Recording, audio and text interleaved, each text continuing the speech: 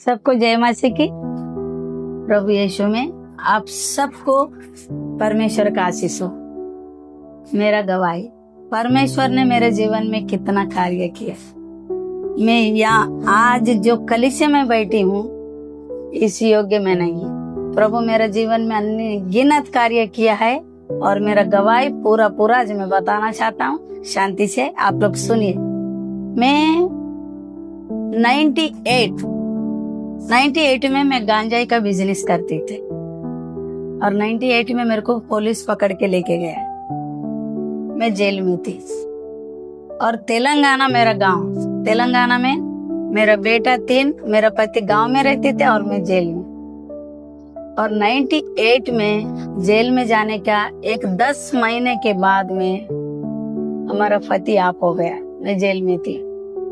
मेरे बच्चे लोग को कोई रिश्तेदार नहीं है। गरीबी की वजह से ना घर नहीं है, खाने को खाना नहीं है। बच्चे लोग कितना परिस्थिति खराब थी, लेकिन मैं उड़ नहीं सकता हूँ। लेकिन मेरे पास वो जेल में एक लेडीज थी, उनके द्वारा मेरे को प्रभु का वचन मिला। और प्रदीप वाघमारे करके जेल में मिनिस्ट्री करता है, उनके द्वारा जेल में मेरे को प्रभु का वचन मिला। और मैं पढ़ाई नहीं किया, मेरे को पढ़ाई नहीं आता है। और जैसा मेरा हाथ में बाइबल आया और मैं जैसा प्रार्थना करना चाहती, लेकिन मैं पढ़ने को गया तो मुझे पढ़ने को नहीं आता है। तो मैं रोज परमेश्वर के पास रोया कि प्रभु मेरा आंख नहीं है, मैं कैसे आपका वचन को पढ़ सकता हूँ। तो वहां पर मेरे को एक सहेली मिला, वो 12 कड़ी का पुस्तक लेके आई और वो पुस्तक लेके मेरे को पढ़ाई। आज मैं बाइबल पढ़ सकती हूँ। वो जेल में सीखी। और जेल में अलग क्या होता है, 3 छोटे छोटे बेटे, खाने को खाना नहीं है और पहनने को कपड़ा नहीं है। और मैं अंदर बैठी हूँ। मैं अंदर एक नाड़ी बनाने का काम आता है, वह काम करके महीने का 500 रुपए मेरा बच्चे लोग के लिए मैं साहब को रिक्वेस्ट करके मनी ऑर्डर से घर में 500 रुपए जेल से लेके घर को भेजती थी हूँ। ऐसा परिस्थिति था हमारा। परमेश्वर ने हमारा जीवन में ऐसा कार्य किया है कि मैं जेल में बैठ के उड़ तो नहीं सकता हूँ, लेकिन प्रार्थना कर सकती हूँ। दिन और रात में कभी सोता था 4 बजे, 3 बजे, सुबह 5 बजे, मुझे पता नहीं। जैसा मेरे को बाइबल पढ़ने को आया, मैं 40 दिन का उपवास करती थी। मैं तेल नहीं लगाती बाल में, पाँव में चप्पल नहीं पहनती, मैं दूध का चाय नहीं पीती। मैं ऐसा 40 दिन का उपवास किया, परमेश्वर से मांगा। और वो जेल में मेरा सजा कितना थी, 5 साल शिक्षा, 50,000 दंड नहीं भरेगा, 6 महीने शिक्षा, 5.5 साल मेरा शिक्षा था। हर रात, हर दिन, हर सुबह, हर शाम परमेश्वर के पास रोया। मैं बहुत रोया, प्रभु तेरे सिवा मेरा कोई है ही नहीं। मेरे बच्चे लोग का क्या होगा, तू ही है मेरा दाता, तू जिंदा खुदा है, मेरे को मदद करो। मैं रोने लगा। एक दिन की बात है, गुरुवार के दिन मैं रात को प्रार्थना करके प्रभु के पास बहुत रोया। सुबह 5:30 बजे मेरे को ऐसा आंख लग गई और प्रभु मुझे बाहर निकाला। ऐसा मुझे सपना में दिखाई दिया। और शुक्रवार को मैं सबको बता रही हूँ जेल में कि मेरे को ऐसा सपना आया, मुझे प्रभु लेने के लिए आ रहा है, ऐसा मुझे सपना आया। तो सब लोग को बोले बच्चे लोग को बाहर है, पति मर गया, बेचारी पागल हो गई, थोड़ा इसका दिमाग खराब हो गई, कुछ भी बड़बड़ कर रहा है करके मेरे को पागल साबित करने को लोग सोचे। लेकिन मैं प्रभु पे विश्वास किया, प्रभु मेरे लिए कुछ तो करेगा, वो जिंदा है, वो उतर के आएगा, वो मुझे मदद करेगा। और प्रभु ने एक दिन ऐसा ही किया। शनिवार के दिन था और मैं बीसी में रोटी बना रही थी। जेलर मैडम मेरे सामने आके खड़ी होके बोलती है, ललिता तुम घर नहीं जाओगे अपने बच्चे के पास? मैं बोला क्या मैडम, मेरे से मजाक करता है, मेरे को 5.5 साल रुकना है यहाँ। नहीं, तेरा परमेश्वर ने तुझे छुड़ाया, तू तेरा बच्चा में जा सकती है, जाओ तेरा कपड़ा लेके गेट पे आ जाओ। कितना महीना में? 18 महीना। 5.5 साल में पैसा लेके लोग कोर्ट के कचहरी के पीछे दौड़ते हैं, उनका कोई छुड़ाने वाला आता है तो नहीं छूटता है। मेरे को परमेश्वर खुद उतर के आया। 5.5 साल का शिक्षा में से 18 महीने में प्रभु मुझे बाहर लेके आया। 18 महीने।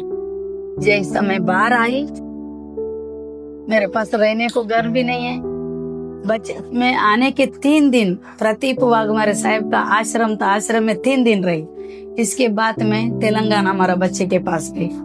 हमारा बच्चे लोग को मेरे को देखते बहुत रोया, पापा मरा, पापा मरेगा तो मम्मी घर पे नहीं है, कैसा हालत हो सकता है। मेरे बच्चे लोग को बहुत रोया, मैं भी रोया, लेकिन परमेश्वर हमारा साथ है, परमेश्वर हमारा हाथ नहीं छोड़ते। 1 साल मैं हॉस्पिटल में काम किया। हॉस्पिटल में काम करता है तो मेरा बच्चा बोलता है, मम्मी तुम हॉस्पिटल में काम मत करो, क्योंकि लोग बोलते हैं तुम्हारा मम्मी गंदगी उठाता है, तुम ये काम मत करो। बोले अभी क्या करेगा। मैं बच्चे लोग को गांव में छोड़ के हॉस्टल में मैं अकेली मुंबई आ गई। मेरे पास उस समय भी ना पेटी में कपड़ा नहीं था, ये एक मेरे हाथ में बाइबल के सिवा मेरे पास 1 रुपए नहीं था। मैं आके इधर बाबाई नाका पे एक मेरा सहेली थी, उसके पास 15 दिन रही। उधर उसका घर पे रहता है तो वो लोग भी सोचते हैं हमारे घर पे ये क्यों आई। जब भी मेरे सामने थोड़ा खाना रखते थे झगड़ा हो जाते थे उनके घर पे। वो खाना भी मेरा पेट में नहीं जाता था। अभी मैं क्या करूं प्रभु करके मैं हर दिन रोती थी, हर दिन रोती थी। लेकिन परमेश्वर ने ऐसा एक सहेली को दिखाया, उसका घर पे गया और उनका घर पे रहते उनका दारू का धंधा है। उसके धंधा पे मैं 1 महीना काम करने के लिए खड़ी है और वो लोग उधर खड़ा रहने के बाद लगा मेरा खुद का एक रूम लेके मैं भी धंधा करूंगी। आपको न मेरे कुछ समझ में नहीं आया। मेरा बच्चा का पेट भरना एक ही मेरे समझ में आया। 300 रुपया मेरे पास नहीं था और मेरा खान का था। मैं गिरू रख के 1000 रुपए लेके आया और वो रूम को डिपॉजिट दिया। 300 रुपए भाड़ा में एक रूम मैंने भाड़ा पे लेके वो रूम में रहा। मेरे पास उस टाइम में एक गिलास भी नहीं है, एक बर्तन भी नहीं है, एक कपड़ा भी नहीं है। मैं एक दरवाजा जूना वाला लेके आके उसके ऊपर सोता था। मेरा घर पे सब चिक्कल था, पूरा पानी आता था। रात को 2 बजे पानी पूरा घर में भर गया। मैं उठ के रोने लगी। मेरे को कुछ समझ में नहीं आ रहा है, प्रभु मैं कहाँ जाऊँ। आजू बाजू वाला बोलता है तुम लोग रो मत, अभी पानी निकल जाएगा, फिर तो दरवाजे के ऊपर सो जाना। सब लोगों मेरे को मदद किया। परमेश्वर ने मेरे को दूसरे से मदद दिलाया। ऐसा मैं दिन निकालने लगा। एक दिन की बात है, मैं एक 10 लीटर दारू मेरा सहेली ने मेरे को दिया, बेचो। वो 240 रुपए का दारू बेचेगा तो मेरे को 120 रुपए भी जमा नहीं हुआ, क्योंकि सब लोग बोलते है कैसा है तेरा माल, दिखा दे मैं पी के देखता हूँ। मैं वो लोग माल देते, मेरे 120 रुपए नहीं दिया। अभी मैं क्या करूँ, अभी मैं किधर जाऊं। मैं बैठ के बहुत रोने लगी, बहुत रोने लगी।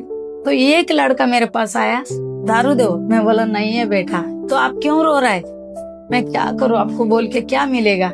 बोलता है आपको मैं मम्मी बोलूं क्या। मैं बोला बोलना बेटा। अभी बेटा बोल रहा हूँ, आप क्यों रो रहा है। मैं बोला मेरा ऐसा परिस्थिति है। उसने मेरे को 500 नोट निकाल के दिया, जाओ दारू लेके आओ मेरे को दो, मैं पिएगा। मैं दारू लेने को गया, वो इतना 2 रोटी और 1 बैंगन का सब्जी लाके मेरे को बोलता है मम्मी तुम इसको खा लेना। मैं कितना दिन की भूखी थी मुझे पता नहीं। मैं सुबह 1 वड़ा पाव खाती थी, शाम को 1 वड़ा पाव खाती थी। 3 महीना में खाना नहीं बनाई। घर पे राशन नहीं, स्टोव नहीं, गैसलेट नहीं, मेरे पास बर्तन नहीं, मैं कैसे खाएगा। मैं वड़ा पाव खा के 3 महीना दिन निकाला। वो आदमी 500 रुपए दिया। वो 500 रुपए का दारू लेके आया और उसको दिया 5 रुपए का दारू, वो पी के गया। उसके बाद वो दूसरे दिन आके बोलता है मम्मी और पैसे चाहिए। इसके बाद उस लड़के से मेरे धीरे वो दारू का धंधा से मेरे 1 साल अच्छा धंधा चला। 1 साल थोड़ा अच्छा धंधा चला और उसके बाद में 1 साल के बाद में एक आदमी मेरे पास एक छेना खा के दारू पी के एक पर्ची फेंक के गया। वो पर्ची फेंकने के बाद में वो पर्ची हिंदी में है, मैं उसको उठा के पढ़ा। वो हिंदी में है और उसको पढ़ने के बाद उसमें living of church Saint Lawrence school Borivali West ऐसा लिखा है। उसको लेके मैं संडे के दिन वो चर्च में पहुंच गई और चर्च में पहुंचने के बाद वहाँ के लोग इंग्लिश में बहुत बड़ा गाना बोल रहे हैं, लेकिन मुझे कुछ भी समझ में नहीं आया। मैं क्या करूं, मैं कैसा करूं। तो वो लोग लास्ट तक वहाँ पर बैठ के उन लोग हिंदी में बोला, हिंदी में तो तुम लोग पर्ची दिए, इंग्लिश में प्रार्थना करते हैं, मैं क्या करूं। वो लोग बोले तुम्हारा घर का एड्रेस दो, हम तुम्हारा घर पे आएंगे। वो लोग 1 बार 2 बार 3 बार हमारा घर पे आता है तो दारू का वास आता है। मेरा गली तो इतना गंदगी है, इतना चिक्कल है। वो गली में वो लोग मेरे लिए उतर के आते थे। पास्टर लोग मेरे घर पे आके प्रार्थना करना स्टार्ट किया और मैं चर्च जाना चालू किया। जैसा धीरे चर्च जाना चालू किया, उस समय भी हमारा परिस्थिति इतना अच्छा नहीं थे, फिर भी हम लोग चर्च जाना नहीं छोड़ा। इसके बाद 2003 दिसंबर महीना 17, 18 और 20 ये 19 ये 3 दिन पूरा झोपड़पट्टी टूट जा रहा है। हम रहते हैं वो घर में, मेरा सब बर्तन बिर्तन कपड़ा सब बाहर रख के मैं अंदर गया, प्रभु के पास नीचे गिर के 1.5 घंटा रोई। मैं 1.5 घंटा बोला, प्रभु मुझे जिंदा क्यों रखा, मेरे बच्चे को लेके मैं कहाँ जाऊँ, किधर जाऊँ, मैं बहुत मैं रोया। परमेश्वर ने सुना। एक गली से लेके 14 गली तक 14 गली टूट गए, लेकिन मेरा गली नहीं टूटा। ये परमेश्वर को कोटि कोटि धन्यवाद करता हूँ। परमेश्वर मेरा गली, मैं जिस लाइन में रहता हूँ वो एक ही लाइन खड़ा हो गया, पूरा 14 गली तक पूरा का पूरा टूट गया। परमेश्वर मुझे मदद किया। मैं परमेश्वर को उठ के धन्यवाद किया, प्रभु मेरा घर नहीं टूटा, तूने मुझे बचाया। मैंने प्रभु को धन्यवाद किया। ऐसा दिन निकलते गया। वो उस समय भी पुलिस लोग परेशान करता है, ये धंधा मुझे पसंद नहीं है, लेकिन मेरा मजबूरी है ये धंधा करना। लोग पीने वाले परेशान करते, लेकिन मेरा मजबूरी, मेरे बच्चे को कैसा बढ़ाऊं, खाने को खाना नहीं, कपड़ा नहीं। ऐसे धीरे धीरे थोड़ा बच्चे बड़े हो गए। मेरा बच्चे लोगों के घर पे बर्तन घसने का काम किया। मेरा 3 बेटा, छोटा वाला लड़का मेरे साथ रहता था, मेरा दोनों लड़का लोगों का बर्तन घसने का काम किया। 1500 रुपए जो भी कमाते, मेरा लड़का लोग को कभी न गुटखा तंबाकू कोई भी वेशन नहीं है। 1 रुपए कमाता है तो मेरे को लाके दिया मेरा बच्चा।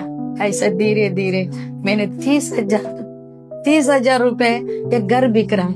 मेरे पास खाली 20,000 रुपए जमा करने भर का है। उधर एक मारवाड़ी है, मारवाड़ी के पास जाके बोला, मारवाड़ी से अगर ये घर मैं भाग जाएगा तो ये घर तुम्हारा, अगर मैं रहे तो तुम्हारा मैं पैसा भरूंगी, मेरे को 10,000 रुपए दो बोला। वो सेठ मेरे को 10,000 रुपए दिया। मैं 30,000 में खाली जगह, कुछ नहीं है, खाली जगह 30,000 में खरीद के चारों तरफ से गोनी बांध के, ऊपर से गोनी बांध के, और किधर भी मिलता है तो एक लादी का टुकड़ा लाके उसमें रख के और उसमें रहने लगा। वो खुद का रूम हो गया, मेरा खुद का रूम, ऐसा रहने लगा। और ऐसा करते करते परमेश्वर मेरा बच्चे लोग अच्छा काम करने लगा। मेरा दारू का धंधा बंद करने के लिए परमेश्वर ने कैसा सहयोग बनाया, इसके मैं आप लोग को बता रही हूँ। धन्यवाद परमेश्वर का। ये रोड पे लिविंग ऑफ चर्च के तरफ से गरीब लोग को दवा बांटने के लिए गाड़ी आता था, दवाखाना का गाड़ी। वो गाड़ी के पास हर बुधवार के दिन मैं चाय लेके जाती थी, और वो चाय लेके जाता है तो वो अंकल ने मेरे को पूछा, ललिता आप क्या काम करता है? मैंने बोला मैं दारू बेचता हूँ। हाँ, प्रभु को दारू बेचना पसंद नहीं है, आप क्यों बेच रहे दारू? आप प्रार्थना करो। मैं क्या करूं, मैं विधवा औरत है, मैं कोई भी काम करता है तो बच्चा का पेट नहीं भर पाता हूँ, इसलिए काम किया हूँ। अभी मेरा काम थोड़ा अच्छा चल रहा है, ये दारू बंद होएगा तो मैं कुछ और करूंगा, ये सोच के प्रार्थना करने को बोला। अंकल ने प्रार्थना किया, ललिता को दारू का धंधा नहीं चाहिए, प्रार्थना किया। एक हफ्ता में बम्बई में किधर तो दारू पी के 11 आदमी लोग मर गए, पूरा बम्बई का धंधा बंद हो गया। मेरा अकेले का नहीं, पूरा बम्बई का कंट्री दारू बेचना बंद, मेरा भी बंद हो गया। और उस टाइम में पुलिस वाला रोज सुबह 8 बजे जाके पुलिस चौकी में बैठना, और 1 बजे आके खाना खाना, फिर 4 बजे जाके बैठना, 8 बजे तक उधर ही बैठा था। अभी हम 3 दिन गया, 3 दिन के बाद साहब के पास मैं रिक्वेस्ट किया, साहब मेरा पति नहीं है, मैं 3 बच्चे को पालना है, मैं इधर आके बैठे तो मैं क्या करूं? मैं लोगों का बर्तन घसूंगी, मैं दारू नहीं बेचूंगी, मैं जवाब दे रहा हूं आपको, मेरे ऊपर विश्वास करके मुझे छोड़ दीजिए। पुलिस वाला बोला जाओ, आज के बाद तू कभी दारू मत बेचना। मैं दारू छोड़ दिया, लोगों का बर्तन घसने का बोला। लेकिन मेरे लड़का लोग को बोला, मम्मी हम किराना का दुकान खोलेंगे। हमको एक आदमी आके बोला तुमको मैं उधारा माल दिलाता हूँ। मैंने दूसरा का रूम किराए पे लेके मैं किराना का दुकान खोली। किराना का दुकान खोलने के बाद में मेरे लड़का लोग को लारी, 3 लारी 4 लारी, गली में मट्टी गिरता है तो मट्टी उठाने का 1 लारी का 300 रुपए। एक दिन में माँ बेटा मिलके 3-3, 4-4 लारी गाड़ी मट्टी उठाते थे हम लोग को, और वो दुकान भी चलाते थे। छोटा सा दुकान था, वो दुकान चलाते, 4 गाड़ी मट्टी उठाते और मेरा बेटा लोगों का बर्तन कसने को जाते थे। ऐसा करते करते मेरा बेटा बड़ा वाला, हर मम्मी इधर दुकान ये बिक रहा है, इसको हम लोग ले लेंगे, कैसा लेगा? मेरा बेटा बोला, मम्मी मैं जिधर काम करता हूँ उसे 5,000 रुपए में मांग के लाएगा। इधर उधर करके हम लोग 20,000 रुपए में 4 नंबर गली में एक और झोपड़ा खरीद लिया, और उधर किराना का दुकान चालू किया। ऐसा करते करते मेरा बेटा का उम्र हो गया, शादी का उम्र हो गया, और मेरा बेटा को मेरा भाई का लड़की देता है करके, मेरा बेटा को देगा करके मेरा भाई मेरे पास आया। मेरा भाई बीमार था, मेरा लड़की से शादी कर, तेरे बेटे को बोला। मैं हाँ बोला। मेरा भाभी मना कर दिया। फिर मेरा बेटा बोला नहीं मम्मी, हम लोग बपतिस्मा लेता है, हम लोग के जिंदगी ये नहीं चाहिए हम लोग को, करके तीनों बेटा लोग को एक दिन में बपतिस्मा लिया। बपतिस्मा लेने के बाद फिर मेरा भाभी बोला हम देगा। फिर मैं बोला मुंबई आके लड़की बोलेगी कि मेरा बेटे से शादी करूंगा तो हम करेगा, नहीं तो नहीं। फिर मेरे भाई का लड़की इधर मुंबई आई, वो सामने बोली मैं शादी करूंगा। फिर मैं गाँव लेके जाके मेरा बड़ा बेटा का शादी कर दिया। शादी के बाद में मेरा लड़का 3 महीना मुंबई में हमारा साथ रहा। 3 महीने के बाद बोला मम्मी मुझे कोई अच्छा काम नहीं मिल रहा है, कितना दिन में बर्तन घसेगा, मेरे को दुबई भेजो, मैं काम करने को जाएगा। उसको 70,000 रुपए की जरूरत थी और 1 नंबर में मेरे एक घर था, वो घर मैंने 70,000 में बेचा और वो 70,000 रुपए उसको भर के उसको दुबई भेज दिया एक लड़का को। उसको भेजने के बाद में परमेश्वर ने 2009 मेरा जीवन को ऐसा बदल दिया। परमेश्वर को मैं कितना भी धन्यवाद करेगा तो कमी है। परमेश्वर, मैं एक रोड पे छोटा सा दुकान खोली और कपड़ा का, उधर आके एक आदमी पूछा इधर घर मिलता है, कोई बेचने वाला है? मैं बोला हाँ मिलता है। वो आदमी मेरे को बोला एक घर दिखाओ। एक घर दिखा दिया। वो घर मैंने 2 लाख में बेचा, तो वो 2 लाख में मेरे को 20,000 रुपए दिया। मैं बोला ऐसा पैसा मिलता है, मैं यही काम करूंगा, अभी घर बेचने वाला काम करूंगा। 2009 में मेरा लड़का दुबई में जाते समय उसका शादी का मेरे पास 3.5 लाख का कर्जा था मेरे पास। उसने गाड़ी खरीदा, उसका 70,000 का कर्जा था मेरे पास।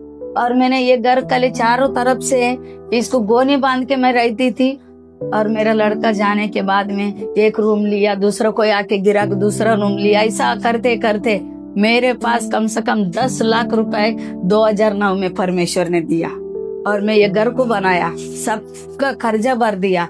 और मेरा बेटा आने तक में अच्छे से फ्रिज खरीदा, टीवी खरीदा, घर अच्छा बनाया, सब कुछ 2009 तक मेरा घर एकदम अच्छा परमेश्वर ने कर दिया। परमेश्वर को मैं कितना धन्यवाद करेगा तो कमी है। मेरे जीवन को कहाँ से कहाँ लेके आया। मैं भूखा सोया 3 महीना, मैं खाना नहीं बनाई, वड़ा पाव खाने वाली को आज परमेश्वर ने अच्छा दिया, खाना दिया, कपड़ा दिया। इसके बाद चर्च में जाना हमने नहीं छोड़ा, हम लोग सब चर्च जाना, प्रार्थना करना। लेकिन ऐसा करते करते 2010 क्लास हो गया, दूसरा नंबर का बेटा शादी तो आया, उसको भी एक लड़की मिला, उसको भी प्रभु में, हमारा हिंदू में शादी में एक भी बेटा का नहीं किया, मैं प्रभु में 3 बेटा का शादी किया और 3 बेटा को 2-2 बच्चे लोग को दिया परमेश्वर ने। और 3 का शादी होने के बाद में परमेश्वर मुझे बता रहे तुम कलीसिया खोलो, इधर पका हुआ कहती है करके। ये झोपड़पट्टी बहुत बड़ा झोपड़पट्टी है जिसमें मैं रहता हूँ। और मेरा बेटा को मैं परमेश्वर से मांगा, हे परमेश्वर हो सकेगा तो मेरा एक बेटा तुम्हारा सेवा करे। तो मेरा लड़का बोला मैं सेवा करने को तैयार हूँ। मेरे पास्टर उसको गोवा भेजा और मेरा बेटा 2017 में मेरा बेटा बाइबल 2015 में मेरा बेटा बाइबल स्टडी को गया और जैसा बाइबल स्टडी करके आया, फिर हम लोग को घर झोपड़ा था थोड़ा अच्छे से बनाया। इसको बना के प्रभु इसमें हो सकेगा तो आपका सेवा हो, हम इसमें छोटा सा कलीसिया खोला। 1 दिन 1 जन 2 जन 3 जन ऐसा करते हमारा कलीसिया में आने लगा। मेरा बेटा चर्च में सेवा करने लगा और 3 बेटा लोग आराधना में, चर्च में मेरा बच्चा लोग को सेवा करने लगा। 3 बहू भी इतना अच्छा परमेश्वर ने दिया है, जिसको बेटी रह के भी इतना नहीं कर सकता। ऐसा 3 बहू भी अच्छा मिला और मेरे को बहुत अच्छा, मेरा बेटा लोग भी बहुत अच्छा है, कोई भी नशा पत्ती नहीं, परमेश्वर को डर के जीने वाले 3 बेटा और 3 बहू और 3 को परमेश्वर ने 2-2 बच्चे दिया। खुशहाली जिंदगी परमेश्वर ने दिया, एक कलीसिया दिया। अभी मैं कलीसिया में बैठ के आप लोग को गवाही दे रही हूँ। ये कलीसिया है, हर शनिवार के दिन हम लोग को सुसमाचार सुनाने को जाता है। मेरा पोती पोता सुसमाचार बांटता है, इससे ज्यादा और क्या चाहिए। मेरे को यहाँ के धन दौलत की जरूरत नहीं, लेकिन वहाँ के धन हमारा बच्चे, हमारा बहू, हमारा बेटा, हमारा पोता पोती वहाँ के धन बटोर रहा है। इससे ज्यादा खुशहाली कोई औरत का जिंदगी में हो सकता है क्या।